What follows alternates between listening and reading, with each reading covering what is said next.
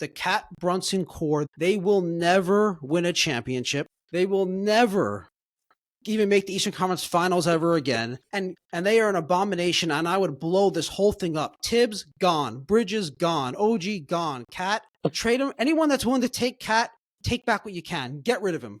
Brunson we can keep. Blow it up. That was pathetic. An abomination. Wow.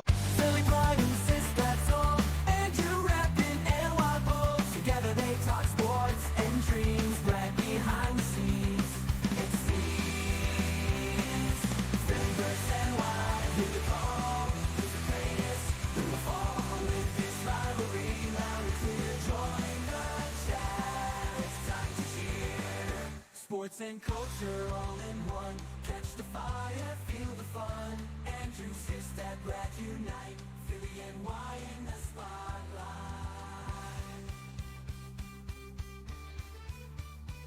Hey everyone, welcome to episode 48. We are mourning the 2024 to 2025 New York Knicks as they fall to the Indiana Pacers 4-2. 2 wins shy of the NBA Finals, 6 wins shy of a championship. On this episode, we're going to recap the season. We're going to talk about how they performed compared to expectations, how the new acquisitions fit into the team. We're going to, of course, talk Tibbs. We're going to do a soft off-season preview because we're going to do a full deep dive off-season preview in the coming weeks. But we'll touch on a couple things for the future, and we'll talk about my reactions watching these games and watching this series, and we'll talk about how happy. At some point, we'll talk. Even though we're mourning the Knicks, we'll talk about how happy Sistat is that he doesn't have to watch the Knicks in the NBA Finals. Yeah, you read my mind. I was gonna say some of us are mourning the Knicks season here. I would no, like but you're gonna play nice though on this episode. I'll play nice.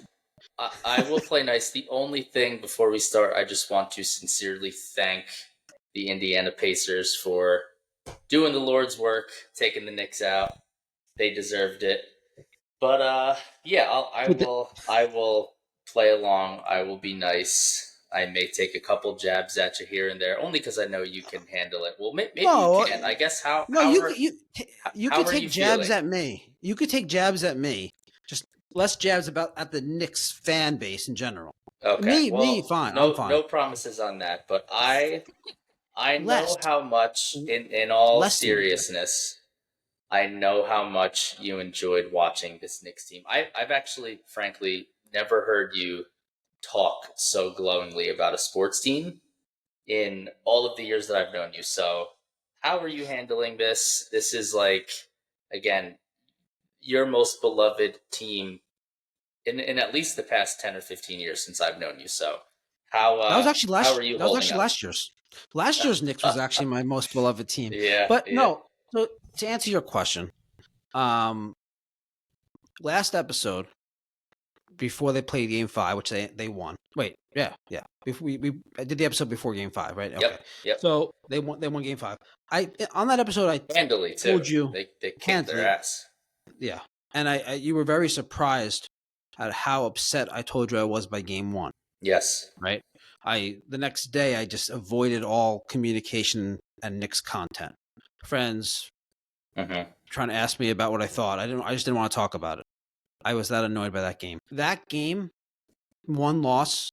After that, I never got emotionally attached to the series. I never really believed that Knicks were going to win the series after that game. So watching the Game 6 loss, I wasn't that upset. You were already broken. Yeah. I saw it coming. I mean, the Knicks fans that saw Game 5 and how well the Knicks played and how badly the Pacers played and they were convinced or encouraged that the Knicks were that was how the rest of the series was going to go, they must not have been watching the Knicks all season, because the Knicks haven't put 2 or 3 games, full great games together all season long, and there was no reason, in my opinion, that they were just going to all of a sudden do it now.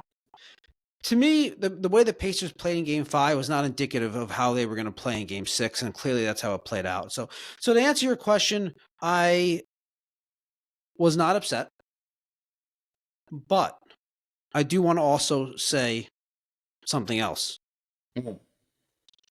because everything I just said was a lie. Okay. The truth of how tell I the truth. Come on, man. We don't lie to our audience. Yeah, no, I'm going to tell everyone the truth, because that what I just said was like I'm trying to present a rational, logical, because I'm trying to be that's who I am. I try to be true to that. Yeah. But like you said, you've never seen me more into or attached to a team. So the truth is that was an abomination, and that was pathetic, and clearly, I don't know why you're laughing. Clearly, watching that series, watching this season, watching the playoffs, the Cat Brunson core, this core, Bridges, they will never win a championship. They will never even make the Eastern Conference Finals ever again. They were given a gift by the Celtics. They took that gift, and what's it called? It's a very racist term, but Indian giving. They took that gift from the Celtics and gave it to the Pacers. And they are an abomination, and I would blow this whole thing up. Tibbs, gone. Bridges, gone. OG, gone. Cat, trade him. Anyone that's willing to take Cat, take back what you can. Get rid of him. Brunson we can keep. Blow it up. That was pathetic. An abomination. Wow. A waste of talent. A waste of an opportunity with the Celtics out or the Cavs out. An abomination. Leon Rose, see ya. Get out of town. Wow. Yeah, that's my real. That was excellent. That was amazing, dude. Dude, that was excellent. Really proud of you. The only thing that you could have added was that they should be ashamed of themselves. But other than that, I didn't say that. No, they should be. They should be embarrassed of themselves. Represent New York. Represent the Mecca. Oh God, that was excellent. Excellent. Thank you for that. That was amazing. So the first one was actually my real thoughts. I'm not upset. And you're upset. It's okay to be upset, but you're not. You don't think that they should be embarrassed. It was not an embarrassment. I think I'm very disappointed. Like I said, I was resigned to the fact that they were going to lose this series after the way they blew game one. You can't blow that game one. Really still bothers me. You can't lose that game. That is actually pathetic how they lost that game. Yeah. It was certainly an all-timer. So that game, it sounds like that game broke you. It made me. I never was emotionally attached to the idea of them winning the series. At that point, I couldn't be upset. I couldn't get really upset the rest of the series. Okay, fair enough. Yeah. I mean, that was a terrible loss. And it's hard to win a series. It's really hard to win a series when you lose a game like that. So, anyway. Hold on. You just also, when you're given a hot take rant like that, you have to What did I miss? It makes a little bit more sense during the series. Like, you have to do that after one game, obviously. Like, when they lost game 2 to the Pistons, that would have been a perfect time to do it. But the only thing that you have to do is you have to name a couple players on the team and say that they need to step up. Say, hey, Cat, you need to step up. That's like an ESPN thing, right? Like they just rattle off like the star player. Yeah. Like halftime, and all the ESPN shows is just like, hey, Josh Hart needs to step up. He's got to step up. So that's also what they do on Sports Talk Radio. Yeah, exactly. Yeah. They can't. It'll never be anyone other than like the star players. Right. Yeah, that's right. Yep. Yeah. Which, all right, I'm sure we're gonna. No, we'll get into it. I'm sure. So I'll save it. So a lot of the Knicks podcasts, I'll start off. The podcaster for some reason will start off. This you probably love. They go, first off, let's congratulate the Indiana Pacers. Yeah. Like the podcaster, like I get like the players and the coach doing that. Why are Knicks podcasters starting out like? First off, I just want to congratulate the Indiana Pacers. Like, what? Yeah. I don't want to congratulate them. Let's get that out of the way. Yeah, good for you, man. I don't either when my team loses. I do not either. So. Yeah, I'm not happy for them. I hate them. I I don't hope they hate. lose. I'm I hope not. they. Do you hope they lose in the next round, or are you the at least we lost to the champions kind of guy? No. Okay. Great question. This is we've talked about this before, but this is a very. I've been thinking about this. Typically, I don't care what happens after the team that I root for loses. I don't root. I don't. I'm not. I don't root against them because I hate them. They beat the team I root for. I also Mm-hmm. don't root for them so we could say, oh, at least we lost to the best team. Like, no, that's not how this works. Mm-hmm. But in this case, I want the Thunder to win. I want them to just destroy them because they'll make me feel like not that I already know, like I already strongly believe the Knicks would have had no chance against OKC anyway. But I would like to see OKC just completely destroy the Pacers. So then it's like, yeah, at least I didn't. How great would it have been to see the Knicks get swept and lose by 20 points? Right. Yeah.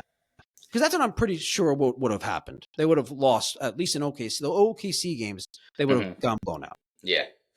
But could the Thunder very young? Could they have handled the Mecca? Probably not. So you steal one in OKC, you never know what happens. Oh man, yeah, dude. The Pacers couldn't handle the Mecca until they had to get used to it. That's right. That's why it took them, till the 43rd minute of game one. That's right. To really understand how to deal with the Mecca. That's right. Yeah, first Mecca game nerves was what that was. And you know me, man, as far as the finals go, I obviously root for greatness, so I am rooting for the Thunder because they're my favorite team and because I root for greatness, so it's double. Yeah, you've been right about them. You've been right about the Thunder all along. That's right. Good takes. You heard it here first. All right. Let's talk about the season expectations versus the reality of what happened. Let's start here. So they make that Bridges trade. They trade all those picks. Then on the night before training camp, the shocking news comes out while I was actually editing some of our shorts or clips. This news come out that the Knicks traded Dante DiVincenzo and Julius Randle for Karl-Anthony Towns. So training camp starts. The first couple days, Cat's not there. It's actually ruined my week. If you you thought the Knicks won the championship right there. But anyway, there was actually some humorous first couple of days, because it wasn't official, so the Knicks couldn't announce it. Everyone knew about it though, so they asked Brunson, "Did you hear about? Have you talked to Karl yet?" And he's like, "Who's Karl?" And then Cat, when it was finally made official, did his interview, and he was asked about. He's like, "Oh yeah, I went up to Jalen Brunson. I introduced myself. I told him I'm Karl-Anthony Towns, and I heard you don't know who I am." So there was some humorous. It was like, "Oh, I feel good. Like they're building some chemistry." Cat went on their roommate's podcast. So that's just some off the court stuff that it was good to see them, the two stars specifically, starting to build chemistry off the court. So the idea was Cat comes in, plays the 5, Knicks have 5 out. All of a sudden, Jalen Brunson goes from having limited space to a lot of space, because the idea was you take Mitch or Hart and you turn that into Cat, a top 2 or 3 out a shooting big. I don't know where he claimed at one point the whole joke is that to be the best 3-point shooter or shooting big of all time, whatever.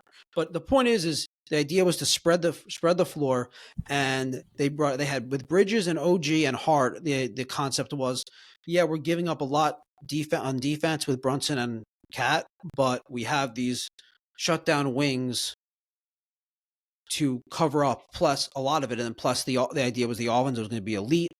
And the Knicks were going to be a high-octane offense, shoot a lot of threes, race the floor, led by Jalen Brunson, a lot of pick and rolls between Brunson and Cat, and it was going to be a fun season. I think we all kind of looked at the Celtics still as the clear best team in the East, and then there were hope for your Sixers. There was the Cavs. There was the Pacers coming off an Eastern Conference Finals appearance. Some people believed in the Magic. I think we were both kind of into the Magic a little bit. Milwaukee. And then obviously the Bucks with Giannis and Dame. But I think most of the expectations, at least my expectations, were the Knicks were a top 3 team in the East, and that the question was, can they beat the Celtics? And then as the season started, it wasn't just the Celtics. It clearly became the Cleveland Cavaliers became this elite team. So the Knicks throughout the regular season played really well against most teams, but they couldn't beat the Celtics. They couldn't beat the Cavs. They couldn't beat the Thunder. Who am I forgetting? They struggled against the Lakers. Anyway, they struggled against these elite teams, the top teams. They were 0-10. So the expectations going into the season were top 2 or 3 team in the East. Are they really good enough to beat the Celtics? Probably not. Let's see how the first year of the Bridges Cat acquisition plays out, and then we'll assess. And the idea was they're all pretty young. They're all in their prime. Year 2 should be better than year 1. Year 3 should be better than year 2. Let's be patient.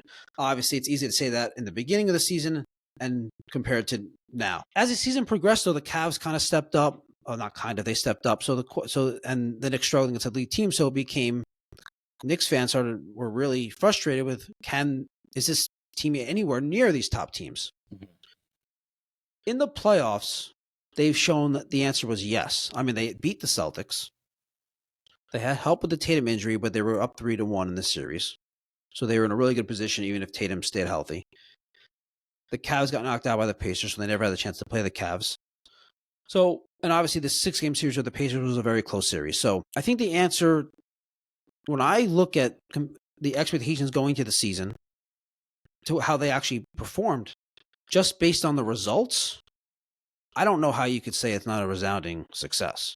Like, that was a really successful season. 51 wins, 10 playoff wins, 2 wins away from the finals. They beat the Celtics in the second round, which was, for a 33-year-old Knicks fan, by far the best moment, that game 6 against the Celtics. There's no other moment that compares to that. So I think if I'm looking at preseason expectations and even early mid-seasonal expectations, the Knicks surpassed them. That being said, when you do a deep dive, when you really take in the context and understand more about the team, that whole 5-out great offensive dynamic with all this talent didn't play out. Pre All-Star break, number 2 in offensive net rating. Post All-Star break, number 11. The last month of the season, they were 23rd in offensive net rating. Brunson and Cat pick and roll. Brunson was also hurt the last month of the season, right? Yeah. Brunson and Cat pick and roll started out like the duo. They were enhancing each other, they were elevating each other, they were playing off each other really well. The pick and roll was really good. It was, I think, the 6th best efficiency in the NBA. Actually, at the time, I think this was in mid-January, the number 2, actually, I think it was the number 1 efficiency, or I think it was maybe it was the number 2 pick and roll efficiency was actually Josh Harding Cat, which is kind of funny. That's weird. And then it just stopped. The offense stopped being great. And to me, a couple things happened. I think the one thing I can point to is every team in the NBA just about started putting their big wing on Cat, which changed the pick and pop for Brunson and Cat. But the idea is to have, I think 51 wins, a great playoff run, but the idea would have been, it would be more encouraging and inspiring if, one, the defense was actually good. It wasn't. It was really bad, and the playoffs showed that great offensive teams can really pick apart Brunson and Cat being on the court at the same time. So that's very discouraging. And then Cat was pretty good in the playoffs. He had some games where he was really good. He had that one fourth quarter against the Pacers where he scored 20. Cat had his moments, and Brunson obviously had a lot of his moments, but it was never really elevating. They were really never enhancing or elevating one another. It was more Brunson during this time, Cat during this time. It was never a duo. They weren't even running the pick and roll together. Yeah, it seemed like, especially towards the end there, that they each were better with the other one off the floor. I mean, that might just be anecdotal. No, it is not anecdotal. It is proven in net ratings and plus minus. The Knicks defensively I totally looked all that up before saying that. The Knicks defensively were significantly better with only one of them on. Mm-hmm. And offensively, they were better with only one of them on. In the playoffs. Controversy. That's crazy. Yeah. That's crazy. That's not good.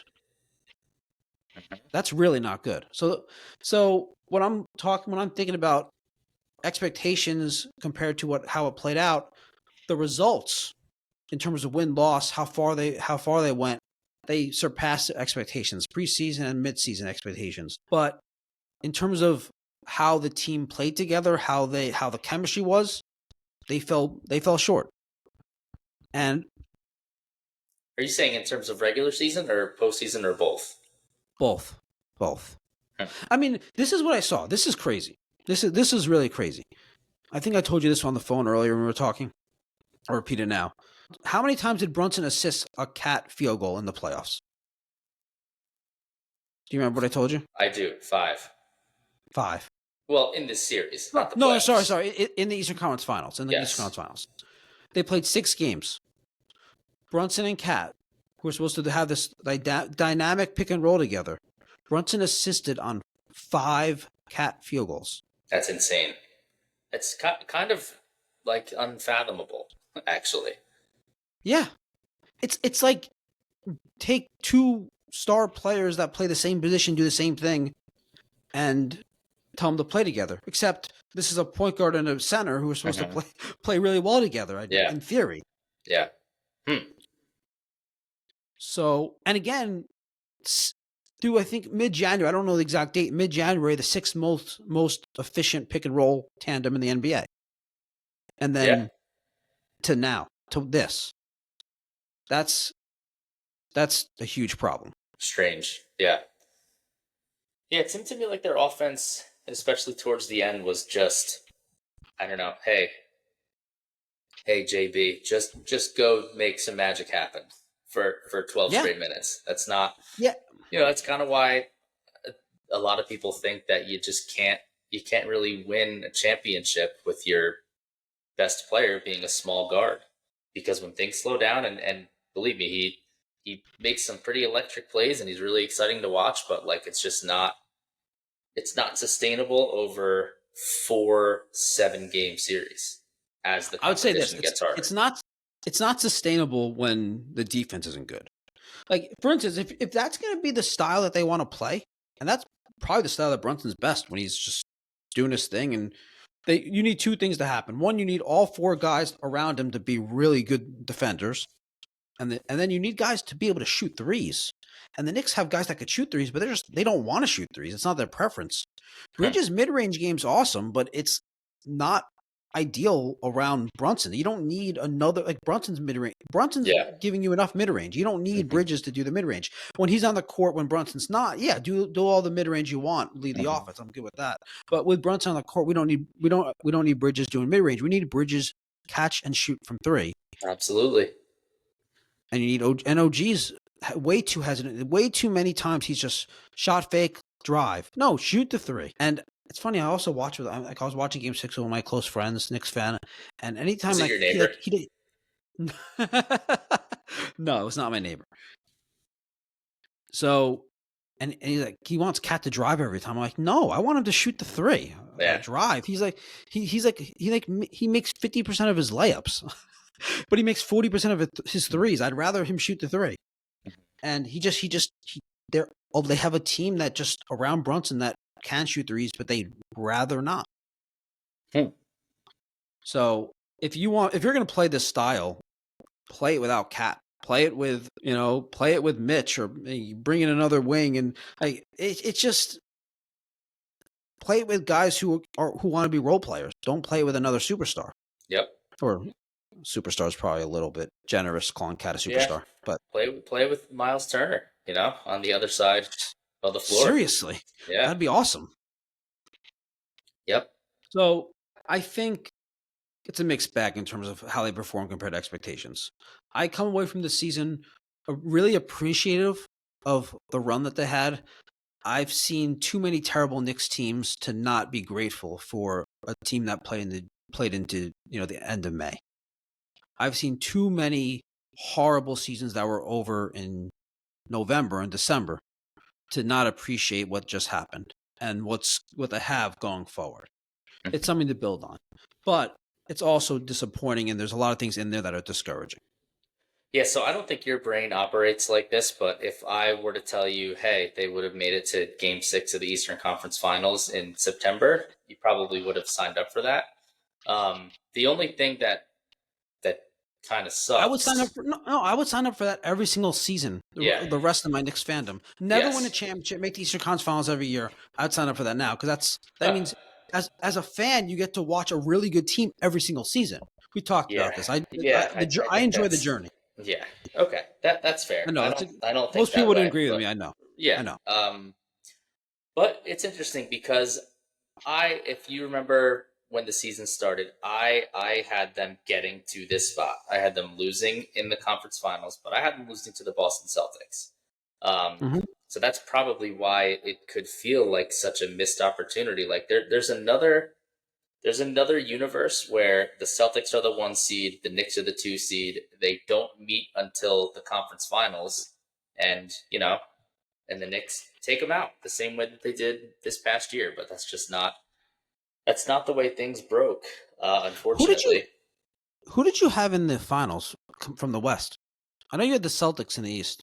I either had the Timberwolves. Oh no, well, my like Preseason, not pre-playoffs. preseason. I I don't probably had the remember. Timberwolves if I were to guess, but I don't I know think I because I had. probably I wouldn't think have done that with the cat trade. I had OKC I probably had Celtics. Denver. I think I had Denver. Maybe. Okay. Yeah, I'll take a look. I'm curious. yeah, But anyway, sorry to change the topic. it's It just okay. got me thinking about it. Yeah, no, it's just that's kind of it. It feels so. Yeah, on one hand, it's great. It's an amazing season. I mean, knocking off the defending champs to get to your first Eastern Conference Finals in 20 years. That's amazing. That's definitely like Yep. a memory that you'll always have that you'll never forget. But on the other And hand, it yeah, has to. I mean, it just has to feel like a big missed opportunity. You take the Celtics down, the Cavaliers, who had home court advantage throughout the Eastern Conference, they get taken down. You don't have um, what was his name? Ivy on the Pistons is out. I think he could have made a pretty big impact on that series if he played. he could Um, have. so he wasn't out. He didn't play. You get past the first round. You beat Boston. Um, you have the 17-point lead, in game 1, and then everything just kind of fell apart. So, um, Yeah. yeah, on one Yeah. hand, I think it's really good. Also, the other thing I was thinking about, like some of these guys, I mean, nobody hopes and prays that people stay healthy more than I do, but I just think this Knicks team was remarkably healthy at this time of year, Remarkably healthy. remarkably specifically for some of these guys. The Tibbs minutes. Yeah. Well, not even that, but Towns has injury history, Anunoby has OG. injury history. Like a lot of these guys get hurt a lot, and they all I were figure healthy at the exact same time. Like, and that's got to be just disappointing again. I have a theory on why Mikal Bridges manages to stay healthy every year. What is it? Doesn't he play every game too? He like Yeah. yeah. Yeah. He's like the biggest, longest active streak in the NBA. I remember one time when the the Nets traded for him. If you remember, um, the Nets started the year with Kyrie and KD, so they were pretty good for like the first X amount of months, and then they made the trade. They traded Durant to the Suns. Mikal Bridges came back to Brooklyn. They played the Sixers in the first round of the series, but Mikal Bridges actually played 83 regular season games that year Oh yeah, because because of he the gets trade. traded. Yeah. Yeah. So So yeah, anyway, what's your theory? Yep. It's just a factor in why he's able to stay healthy. It's because he avoids contact at all costs. Oh my gosh. Dude, have you not Oh noticed my it though? gosh. Here No, we no, go. hold on. No, seriously, have you noticed how much he avoids contact? I'm not saying I he's a haven't. really good player. I've He noticed it. I really. noticed it on the Obi Toppin game 1 dunk, the game winning dunk at the end. Oh, he has instead of going in for layups, he does like dribbles out and does like a fadeaway. like He avoids contact. And by the way, he avoids it on defense, which is in some ways a good thing because he doesn't pick up fouls and he gets some really crazy blocks. Like athletic, long arms. Like he times it really well. He gets some crazy blocks. But athletic what? What did you say after athletic? I said he has long arms. Oh, okay. He gets some really good blocks, but he avoids contact like at all costs on both ends. I hadn't noticed that. Yeah, but I believe it. So maybe that is a pretty good theory as to why he's healthy all the time. It's definitely an impact. If you're avoiding a big way to stay healthy is not get hit. I mean, you're not going to fall, on your ankle or fall. By the way, I did want to add something to what we were talking about before. Let's see here. From January 1st until the end of the season, the Knicks starters got outscored by 1.4 points per 100 possessions. Yes. This is like the most talented starting five in the NBA, probably. They just didn't play well together. I mean, even if it's not the most talented, it's among the most talented. They just did not play well together. I think a big part of it is Hart. Like, it's too easy to defend when you have a guy that teams are just laughing about the concept of him shooting threes. Well, they're not I mean, again, he's not Ben Simmons, but they're not. They're begging him to shoot threes. How about that? Okay, all right. So, okay, key roster questions and chemistry. I have here, how did Bridges and Cat fit in? We kind of touched on this. I think... the idea that Bridges didn't fit in, I feel like Bridges is the just prototypical will fit literally any NBA team in this day and age. In theory, but why were the Knicks per 100 possessions worse with him on the court? Now, I'd say this: he guards a lot of the team's top players, so that's the simple answer. But he's also on the court with Brunson and Cat a lot. They should be at least scoring a lot. So, the fit, a couple things. Do you know? So Bridges has a contract situation coming up. I do. He's extension eligible. I think that's max is like 4 for 150 or something like that. He's not going to get that much. I mean, that'd be crazy. If that's what he's expecting, they're going to trade him. He's not worth that much. At least in terms for the Knicks, they can't commit that much to him right now. So if they don't come to an agreement on an extension, he has 1 year left on his contract. Knicks aren't going to just let him. That's just bad asset management, just letting him walk. So either he signs an extension or they're trading him. Now, I don't want Bridges gone. I want Bridges to stay. But I want Bridges to commit to becoming committing more to the player he was with the Suns. Shoot threes. Absolutely. Off-season, catch and shoot threes. All day. That's what I want him to do. I want him to do what Devo did last year. Be this guy who will not shy away from shooting threes. The Knicks need a guy to just not shy away from shooting threes. You don't need too many guys and you become the Celtics. But you need someone who is just going to keep throwing them up. And the Knicks need Bridges to do that. In terms of Cat's fit, did you hear any of these rumors or any stories? So there's an article in The Athletic about, did you see this? I didn't, but I heard about it. Bill Simmons talked about it on his pod. It was published like 20 minutes after Game 6. Yeah, it was co-written, but the main writer, at least who I think is the main writer, Fred Katz, he was a beat writer for The Athletic for the Knicks for the last couple of years, and he was promoted to covering the whole NBA. But he still spent a lot of time with the Knicks. I mean, he lives in the New York area, so he wrote this article a while back, and the editors or the powers, whoever has editorial control at The Athletic held on to it until they got eliminated. Right. So the point is, it wasn't written with the idea of they lost, let's tell everyone why. Like, it wasn't like the time it makes it seem like that, but that wasn't the point of the article. Yeah. Yep. I understand. So in it though, he said that there was basically a lot of blame went to Cat and Tibbs. Yeah, so in it, he talks about how the coaching staff and a lot of the players were very frustrated with Cat's lack of understanding or lack of playing the assignment. Like, this is the scheme. This is how we're playing this pick and roll. And then Cat would do something different. And it was very obvious, like, that there was miscommunication, and it was typically involving Cat and other players. So it was pretty obvious that it was Cat.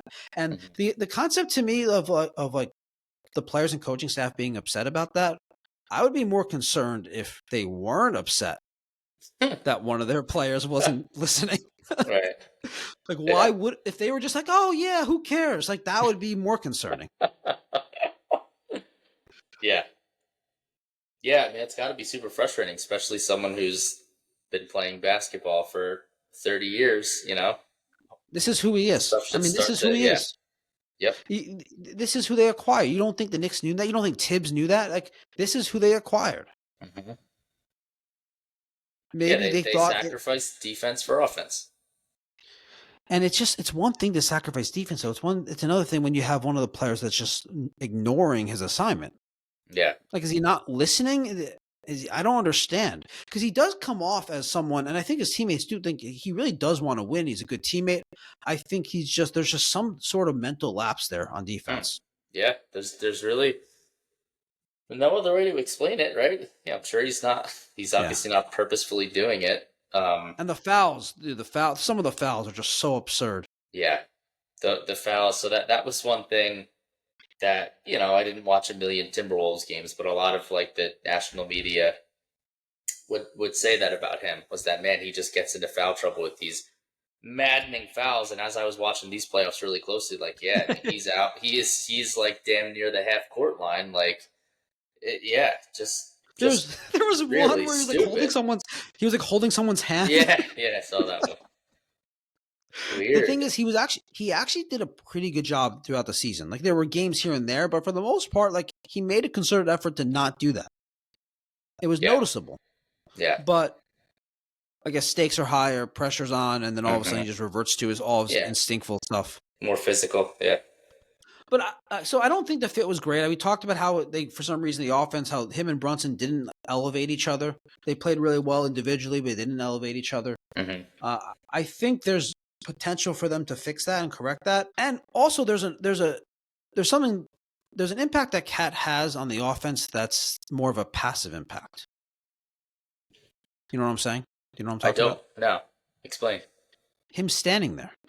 You need a big. If the other team's bigs on Cat and they're at the 3-point line, that's space for the Knicks to drive. Mm-hmm. That's space for Brunson, and space for Bridges, space for OG. The problem was when they put the wing on Cat and the big on Hart and let him roam, now you don't have that space. Mm-hmm. So I was listening to WFAN this morning because I really wanted to get some fun tidbits on what they were saying. And most of my, like, crazy fake take was like their midday show. A summation, almost word for word. Yeah. I got to give it a listen, man. It sounds great. Oh God. So I forgot what I was saying now. What was I saying? You were saying about the fit if you you put the other team's wing on Cat. Yeah. So they're on this WFAN, and I see it on ESPN. Everyone wants to blame Cat.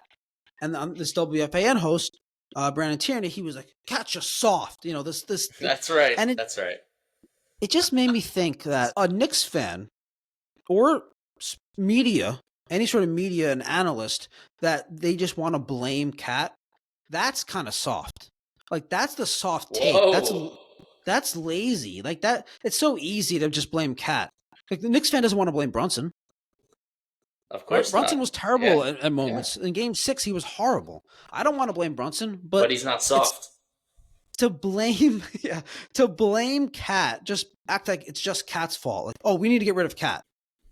No, you know why Cat was less impactful? Because of Josh Hart. You know why Josh Hart was less impactful? Because the Knicks didn't have a true starter, that wing player. Hart's does all these little things. He's a great energy, great spark plug, can do a lot of ways. He impacts the game in a lot of ways, but he shouldn't be starting with this group because it's not a great fit, because it makes it too easy to guard Brunson and Cat. If you have a legit wing who could score, shoot threes, specifically shoot threes, you can't just put a big on that wing and let him roam and clog the driving lanes. Now you have to put the big on Cat. And now you can do the pick and pop. Now it opens up.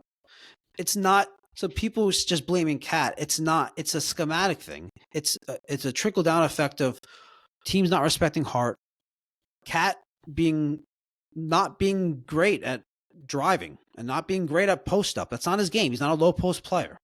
You put him in that spot, and he's about a 50% field goal shooter on layups. Like get in the paint. Soft. He's 7 foot. He should be. He is who he is. He's in the paint, banging down low, blowing through double teams and dunking on people. The thing is it's just because that's not his game, that doesn't make him soft. It just makes him that's not a strength. I know that you know that. I know you're just joking. So when I talk about the Cat fit, it's not Cat's fault. It's not just how Cat fit; it's how the entire starting five fit together. So when Cat is pretty. He's got to be the second or third best center in the NBA. I mean, maybe if you want to. Jokic or Wemby. Yeah. Embiid? Do you count Embiid? No.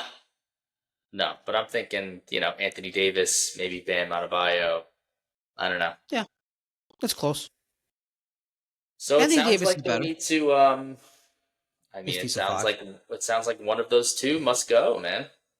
Not go, just go from the starting lineup. Yeah. So we'll do a soft. Towards the end of this, we'll do a soft. Call it a soft off-season outlook, because we're going to do a deep dive on an off-season preview episode. I think next week we'll do that. We'll do one for the Sixers also. But so we're going to get into a little bit of the off-season outlook a little bit later on. But let's see what we have here. I wanted to go over some players and just quickly I'll give them a grade. Okay. And what was good and what I thought was bad. Okay. I'll start with Jalen Brunson. If Jalen Brunson didn't get hurt, he was probably going to get a good amount of votes for first team All-NBA. Mm-hmm. He still made the second team, I think. Did he make the third team? I think it was the second. Yeah, second team, and Cat made the third team. Brunson took another step this year. He became a better facilitator. He added some more different, some sidestep jumpers. I think you mentioned on an episode he made this one sidestep three. He added that to his repertoire. He added a couple other things. He improved. He took the next step. He didn't score as much in terms of volume, but he was more efficient, and he had a career high in assists. Great. And with this team, he had to be. And then in the playoffs, you see, while we don't love some of the stylistic stuff as an offensive scheme, Brunson was really good. I mean, there's very few players in the NBA that could score 30 points and put up 10 plus assists in, game after game after game in the playoffs. Brunson continues to improve, and I think based on since he's been a Knick, he's gotten better every year, I would expect them to improve going into next year. I'm going to give Brunson an A in the grade of the season. I did not love how he played in the playoffs, specifically in the Pacers series, but way too many turnovers for a guy that doesn't really turn the ball over. So he has to. That's something to work on. What to do when you're being pressured? You have a lot of pressure on the ball. Mm-hmm. So I'd expect him to counteract that. OG did something this year that he really hasn't done in his career. You know what that is? No. He stayed healthy. That's great. I think he had 1 injury. I think he missed 10 games. OG was really good for stretches. OG does this thing where I know you laugh at OG, you don't believe in him. Yeah, I got something for this guy. So he has these stretches in games, not every game, but a lot of games where he goes a 3 or 4 minute stretch, a bunch of possessions where he gets a steal, block, steal, dunk, 3, driving kick, steal. He has a 4 or 5 minute stretch where he just completely changes the game. And in games he doesn't do that, the Knicks typically lose, or they require, a late game Brunson heroics. The thing about OG I didn't like this year is because he took a step offensively. He did, especially with Brunson out. He scored over 23 points a game in those games with Brunson out. I don't like how and this was talked about in that Athletic article, and it was very noticeable. When if he went a few possessions without getting any plays run through him and getting the ball, putting up shots, there wasn't the same defensive energy or intensity on the other end. And that's not good. That when that's your calling card. That's why you got the big contract, because of your defense. That has to be there no matter what's happening on the offensive end. So I'm going to give him a B because I thought there were too many possessions where he wasn't as impactful as he should be. Because when you see OG at his best and the energy there and the intensity's there, he's a top 5 defensive player in the league. But he didn't do it enough consistently this year. What you said was the single harshest thing I've heard any person, any Knicks fan or media member say about long arms Anunoby. This guy, he's fine. He's fine. Let's not do this again. No, hold on. We have to, because we're mourning the Knicks season. He's just fine. He's not that good. And I don't understand why people. Hold on. Let me go for a second. All right. I don't understand why more people aren't mad at this guy. Everybody, all the talk this morning was, the Towns contract and the Bridges first, 5 first-round picks. And it's how about the guy who literally signed the biggest free agent deal in your franchise's history? How about that guy, kind of sucked? Well, he showed up in Game 6. He was actually one of the two. Okay. He was one of the 2 players that played well in Game 6. Actually, well, okay. He averaged 16 points a game for the playoffs, and he didn't. I don't know. I'm sorry. Where was this defensive menace in the conference finals? Now, a lot of that is just because. He had his moment. He had his moments where he was really good. Yeah, no one's gonna really. Okay, but you just said it. He had his moments. Everybody has their moments. TJ McConnell had his moments in the conference finals, but TJ McConnell doesn't make $212 million. Yeah, but it's not the same. Why aren't people more mad about this? People's favorite thing, especially New York fans, their favorite pastime is complaining about salaries that people make, that their favorite sports players make, right? Let's get Greg DeSalvo back on and talk about Carlos Rodon's salary. Meanwhile, nobody bats an eye. This guy is the definition of average. I'm sorry. Is he a good defensive player? Sure. Is he worth the max contract that he has? Absolutely not. Not to mention the fact that you gave up assets to get this guy. So if I was a Knicks fan, I would be livid that this guy, because he has long arms, got the biggest contract in the franchise's history, and he's just not that good. And again, to your point, does he have moments? Of course he does. Every NBA player has moments. Campaign had a moment in Game 1 against the Pistons, right? Are you going to give Campaign a $212 million contract? That is reserved for superstars. The guy's a nice player. He's a fine 3-and-D kind of guy. He's not someone that you give up assets and then give a max contract to. Sorry, he's just not. Somebody say something negative about this guy. Because, again, what you just said was the meanest thing I had heard anybody say about this guy.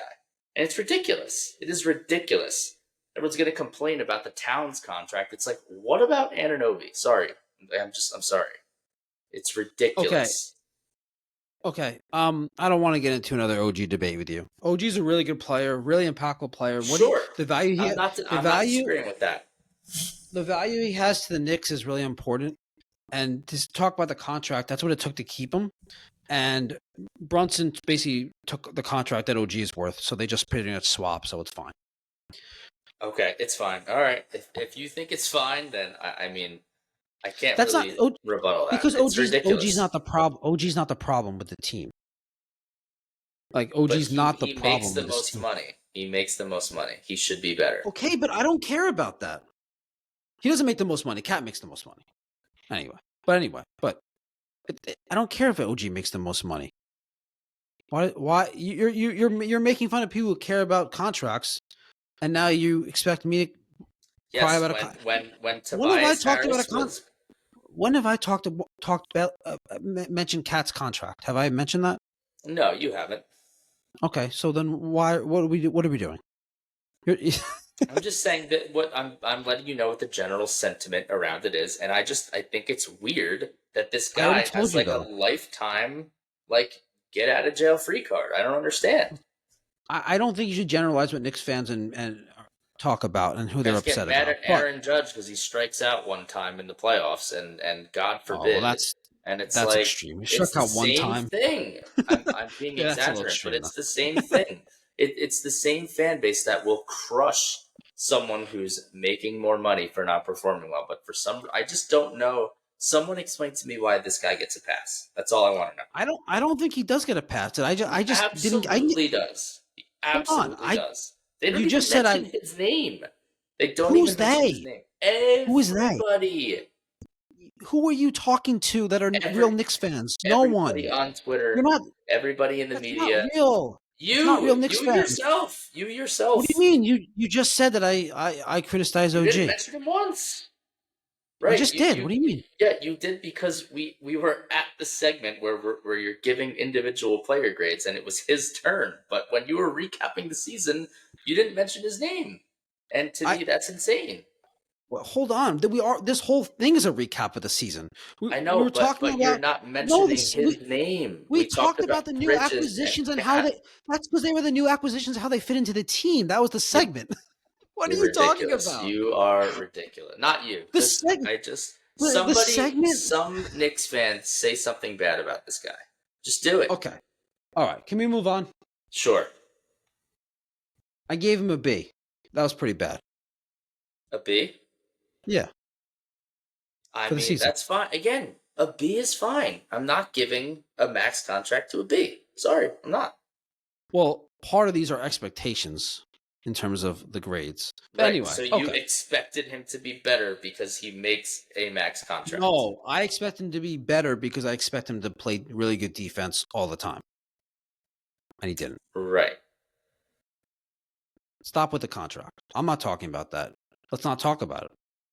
But contract doesn't bother me.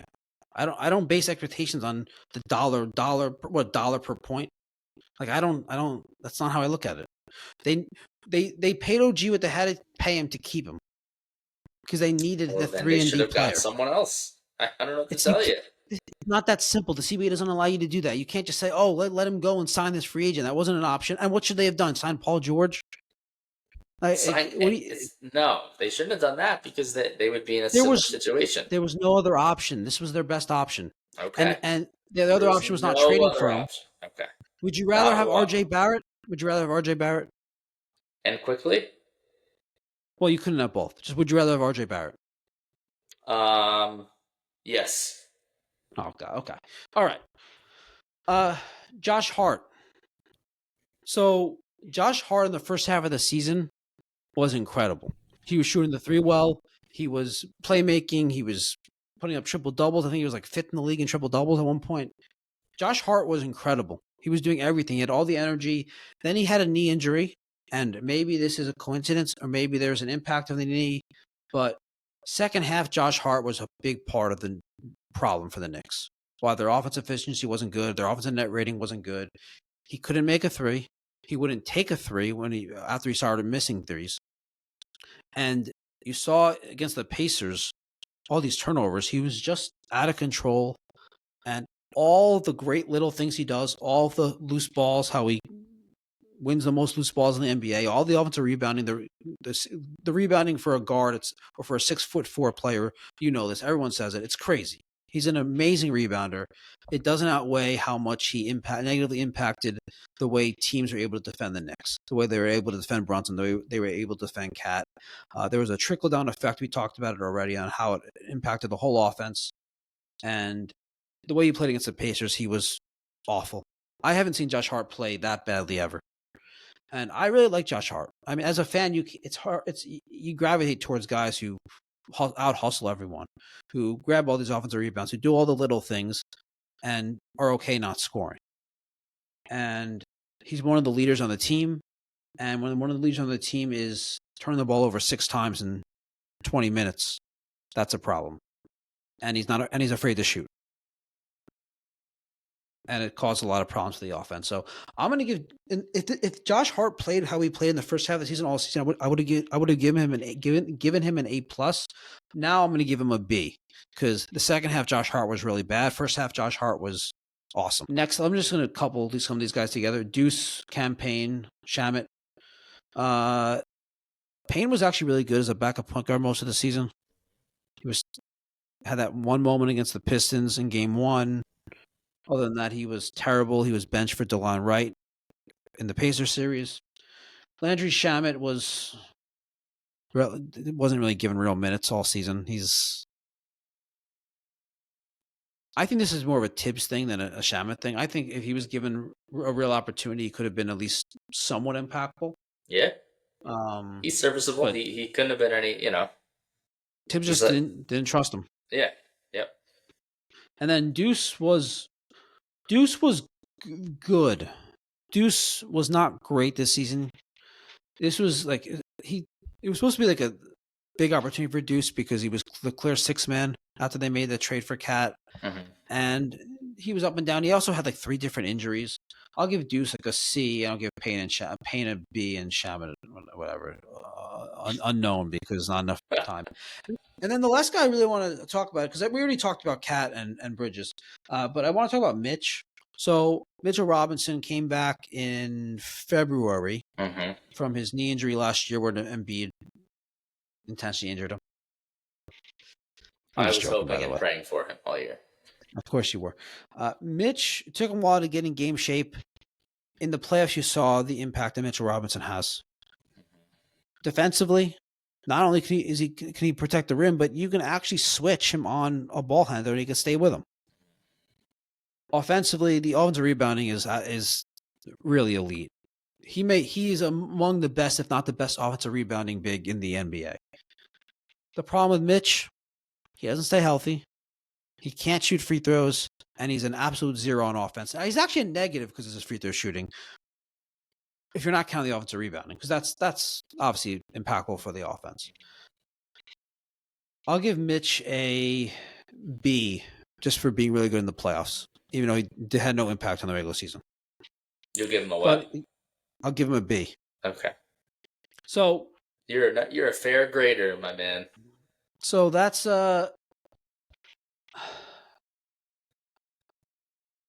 all the talent the Knicks have, though. It seems like it should have been a lot better.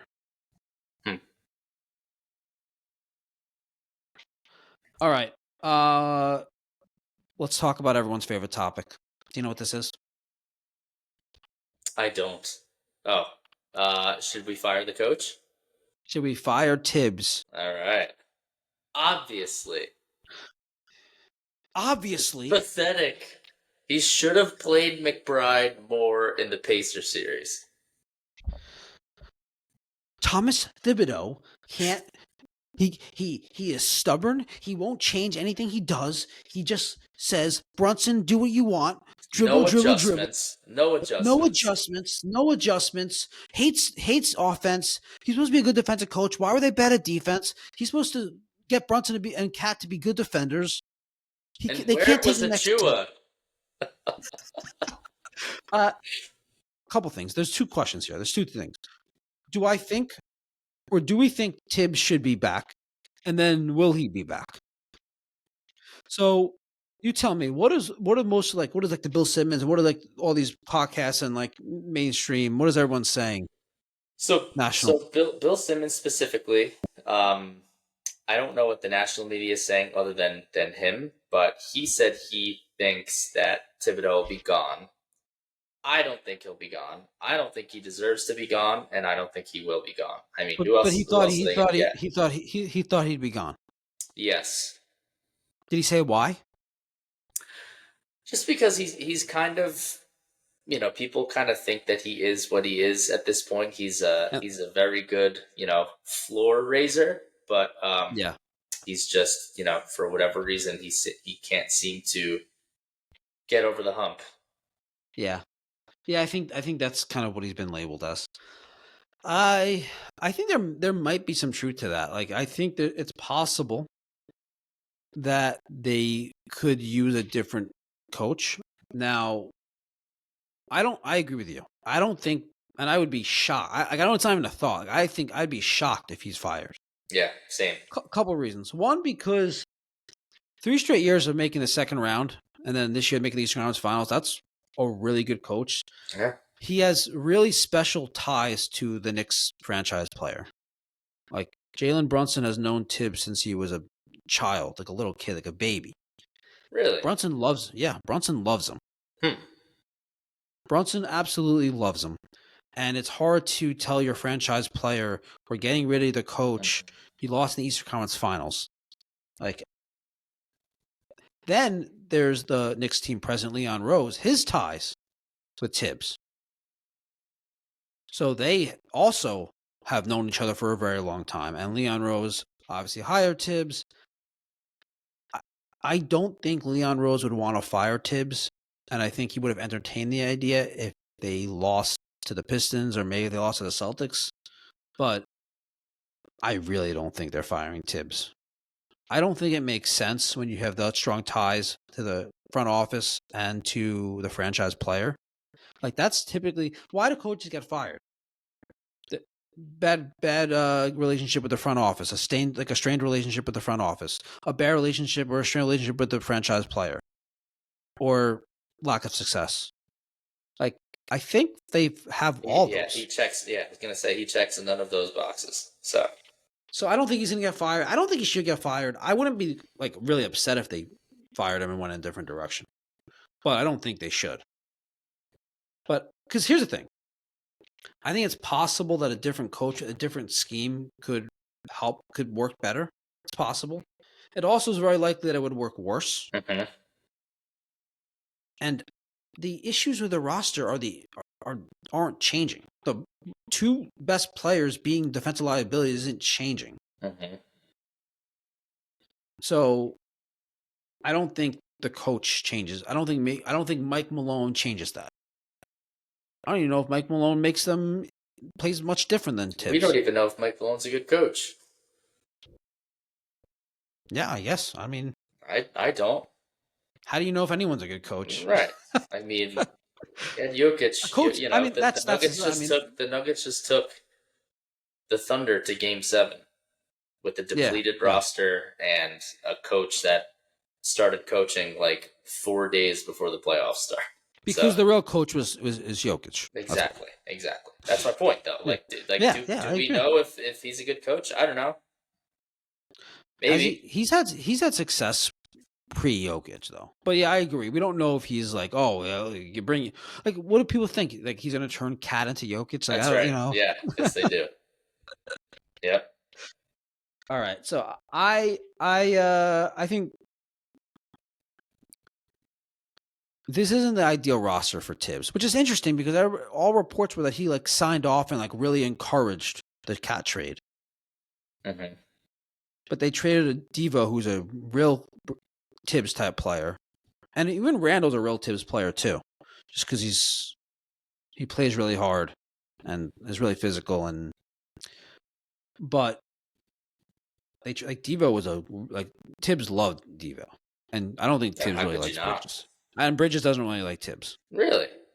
Well, did we not talk about this? So Bridges made comments. You don't remember this? Middle of the season about how he said like Tibbs is, he's, you know him, he's stubborn. We're playing too many minutes. He should be playing Shamet more. That's what he said. He actually named Landry Shamet and said that.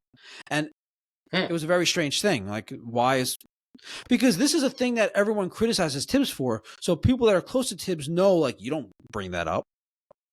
Like, Tibbs wants you to play minutes. Like Hart always talks about. Hart's like, I don't want to come out. I love playing. Like, I'll play 48 minutes every game if he wants me to. Mm-hmm.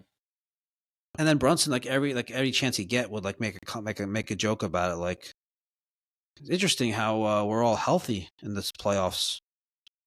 It's almost like the minutes helped us.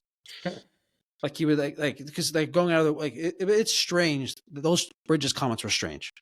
And there's no way Tibbs liked that. Tibbs definitely did not like that. And also, Bridges shies away from contact. So it's like Tibbs definitely. Oh yeah. He's not a. Huh.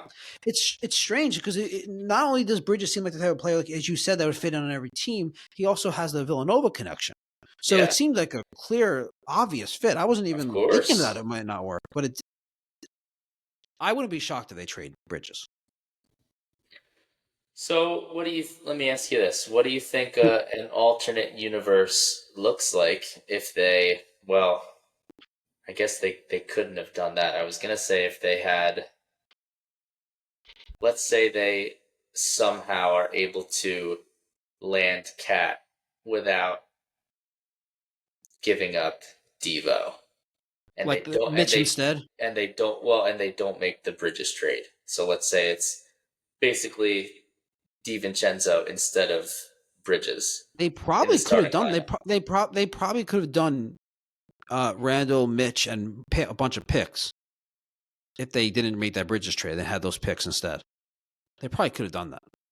Or what if they don't make the Cat trade? And it's the Nova Knicks. So the problem with not making the Cat trade is they didn't have a 5 because Hart left. Yeah. And Mitch was hurt, so they would have had Precious Achiuwa as a starting center. Right. Which that would have been a problem most of the season. So I think the first one, no Bridges. They still have Devo and they have Cat. I think that would have been a much better fit offensively. Defensively, it would have been even worse. Yeah. Because Devo's an all-out effort guy in defense, but he doesn't have the length. He doesn't have the lateral quickness that Bridges has. Yep. But I think offensively it would have been better because they really could have used somebody that just wants to shoot threes a lot. Yeah. Yep. You should trade for Herb Jones, dude. Guy's pretty good. Let's do the offseason outlook now. I mentioned Bridges. Again, I want to promote a future episode. We're going to do a deep dive into the offseason for the Knicks. We're also going to do one for the Sixers. Those will be out next week. Do we have to? Yeah, we don't have to if you don't want to. It's not going to be as long. There's not as many options for them. Anyway, just want to softly touch on stuff. So I pulled out. I made a couple notes here. So there's a couple ways to go about this. You look at what happened. We talked about all the problems on defense, all the discouraging things on offense. So you can look at that. You can look at how they lost to the Pacers and say, let's overreact. Let's make a big move. Let's try to trade Cat. Let's try to move on, do a Cat for KD type trade. Let's do whatever we can to get Giannis. Let's make a big move. Let's trade Bridges. Or you could say, let's not overreact. It was the first year of this core. We won 51 games. We were a really good team.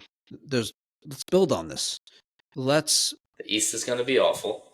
The East is looking pretty open. Let's trade Mitch for a starting wing. Move Hart to the bench. Herb Jones. That starting wing. Insert Herb Jones.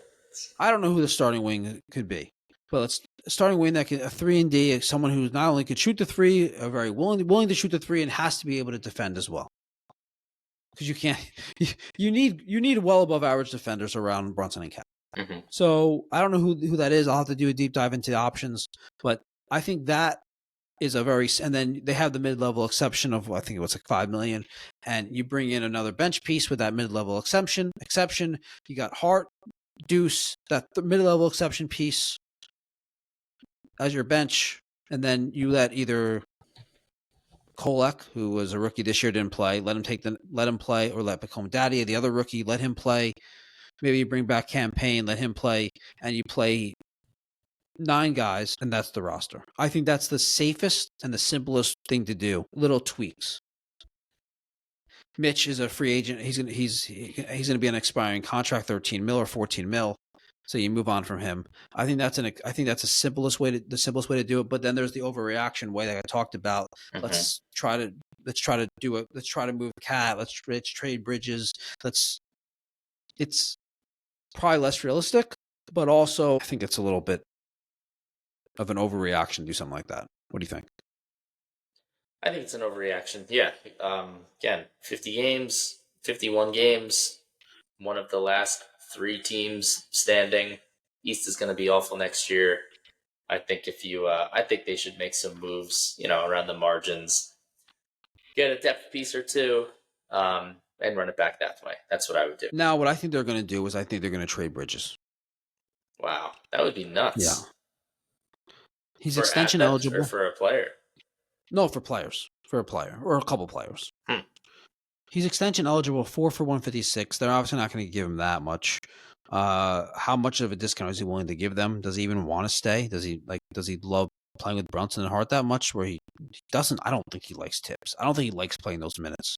And I also don't think he was also, as you know this, because you already talked about how like they don't blame OG. He's been, him and Cat are like the sources of everyone's anger. Because they gave 5 first-round picks for him. He needs to play. He needs to play worth the value of 5 first-round picks. Right. He needs to be. Everyone knows how to everyone knows how to quantify that. Yeah. Yeah. Well, you have to be Kawhi Leonard. So I say that I think they're going to trade Bridges because of the thing I talked about with Tibbs, because he's extension eligible, and if he doesn't sign an extension, the Knicks aren't going to just let him go after the season and not get anything for him. That's bad asset management.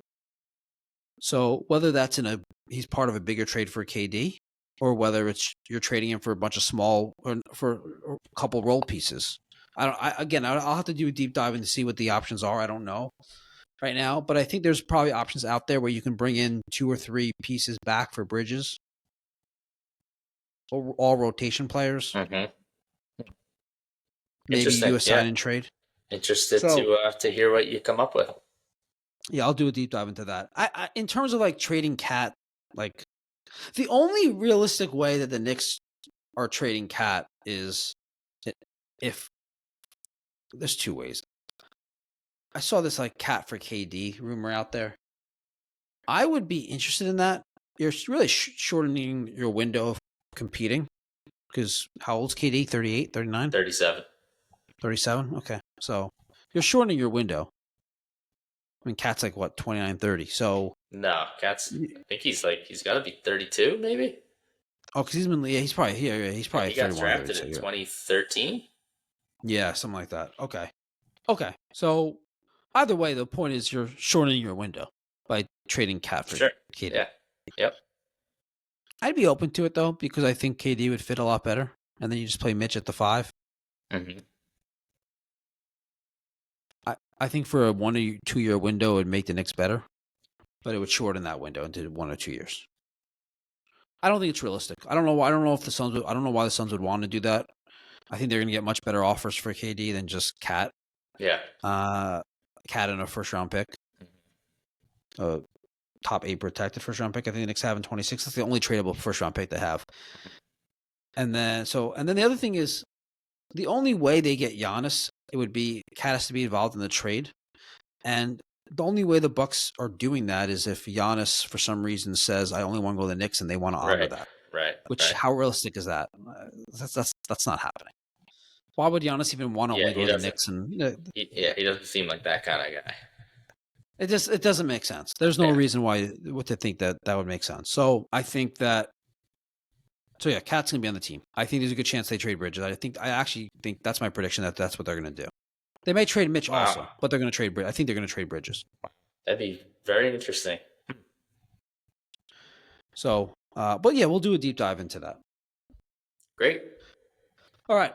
Some closing thoughts. I want Knicks fans to just think about that are really upset and really angry. Just take a step back and just think about this. Think about how terrible this team, this franchise has been for so long, and think about how you can go into you're upset that they didn't make the NBA Finals. Like they were winning 17 games 4 years ago. Or 5 years ago, whenever it was. The Knicks have completely turned this around. There's hope going to the offseason. There's reason for optimism going forward. They have a franchise player. They have another star. They have 2 guys that made all NBA teams. I mean, they're another guy with long arms. They're an extremely talented roster, and they have some options. They have some pieces they can move. Bridges can be moved. Mitch can be moved. They can do a small tweak. They can kind of make a bigger splash if they really are desperate. But the point is that they have a foundation that you can go into the future saying this is a top 3 team in the Eastern Conference, and maybe even better, maybe even top 2. And stop being so angry. Appreciate this. Just appreciate that. They're actually really good. They're actually run well. They have a team president that knows what he's doing. They have a franchise player that is a true franchise player, and a foundation that's just really good. And people are just way too upset. They're just not appreciating. It's like they forgot what this team was for so long. Mm-hmm. And they don't. It's like now they need to win a championship or they're upset. There was a time they won 40 games. It was like a celebration. And these are the same people that also were just rioting in the streets because they won they advanced to the conference finals. Now they're so upset that they lost in the conference finals. I thought you were so thrilled that they made the conference finals. Yes. That doesn't make sense. Very good point. It does not make any sense. You got him there. What do you think? What do you want to tell Knicks fans? I think it's well said. I think I would have done some bad things for the 76ers season to turn out the way that the Knicks season did. I think that there's a lot of reason for optimism. I think another year of continuity, that's one thing that can get overlooked when you're kind of trying to scheme up and go from year to year, is always trying to, it's a problem the Sixers had. They always took these massive swings, and then there was never any continuity between Embiid and any other players. And, you have to have patience. This team just got put together, and they were 2 wins away. They were 1 all-time collapse away and another win from making it to the finals. And that is that's pretty exciting. So I agree. Hold your head high and retool, come back. And again, the East is going to be awful next year. You are being very kind with your description of how the East is going to be. It's going to be, I said very open. Horrendous. Yes, very open is not the right word. It's going to be because there's a lot that can change. There's a lot that can change between now and the season. So that's why. Yes. Milwaukee can get worse, and Giannis can go out west. So Giannis could go to the Pacers. Giannis can go to the Pistons. Giannis can go to the Magic. Giannis could go to the Spurs, or you can go to the Rockets. So I just think that the East is going to be so bad next year, and they're in prime position. I mean, I wouldn't be shocked at all if it was the same 2 teams that met in the conference finals again next year. Yeah, I agree with that. There's one more thing when you were saying something that made me. I have one more final thought that I forgot to add. This is for Knicks fans that are so sure that this roster can't win a championship. This core can't win a championship. I think that if we went back last year this time and saw what Pacers fans were saying after they got swept by the Celtics, I'm pretty confident they thought that we need to bring in a superstar. We need to change this roster. This team can't make the finals or can't compete for a championship, and they're in the finals now. So have the perspective. People need to have some real perspective here. As bad as this series was, as annoying and frustrating as it was, they're not far off. They can do it. They just need to improve the roster a little bit. So, all right, that's it. We mourn to the New York Knicks season. Go New York, go New York, go.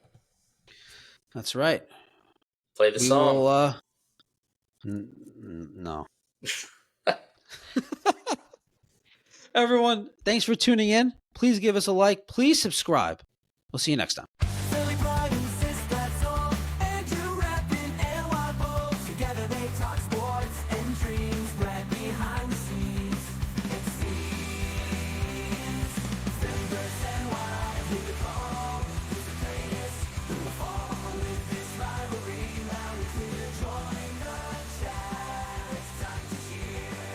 Sports and culture all in one. Catch the fire, feel the fun.